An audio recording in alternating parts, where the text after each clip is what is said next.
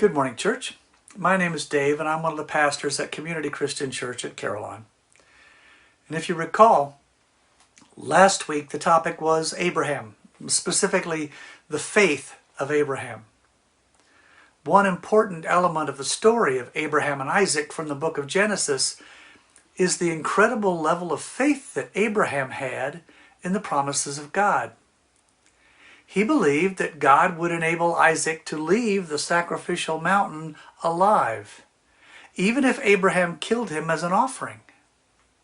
He was totally convinced that God could do the impossible, that Isaac could be dead one minute and alive again the next.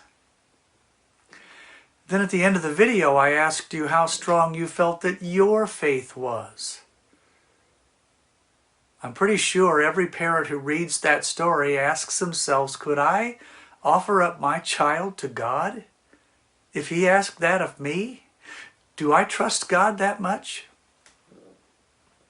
And that made some of you feel bad about your trust levels, because for you and for me, and I assume for most parents, the answer to that question is clearly no.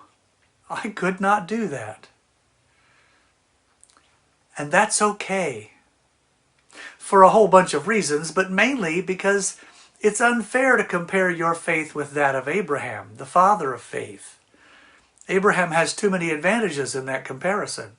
First, Abraham had a relationship with God that you do not have. He spoke directly with God.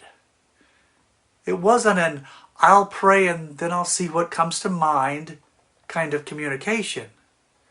It was direct, face-to-face, man-to-God conversation kind of communication.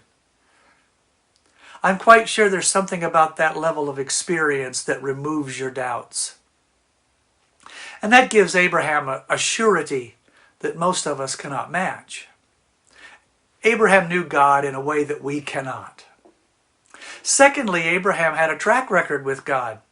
God had already made promises to Abraham, outlandish promises, wild, over-the-moon promises, and he had kept them.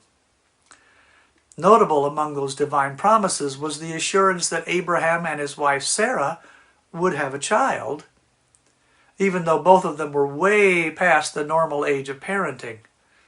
Abraham was 100 years old, and Sarah was in her 90s when Isaac was born. So Abraham had seen God do miracles in order to fulfill his promises. So what's one more miracle? And thirdly, and this is just speculation, I think Abraham must have had an extraordinary capacity for faith. Now we all have the ability to trust, but not all of us to the same level. Individually, we fall somewhere on a spectrum with total skepticism at one end and absolute faith at the other. Abraham was off the charts at the faith end. So if you were feeling badly about how your faith stacks up against the faith of Abraham, well, just stop it. Don't worry about that. So you're not Abraham. Good. You're not supposed to be. God designed you to be you, not Abraham. God doesn't need two Abrahams. And God will give you just exactly the amount of faith you need in order to trust Him in your life and to trust Him with your life. Just ask Him for it and you'll get it. This may sound weird at this point, but you should probably trust God about that. God bless you all.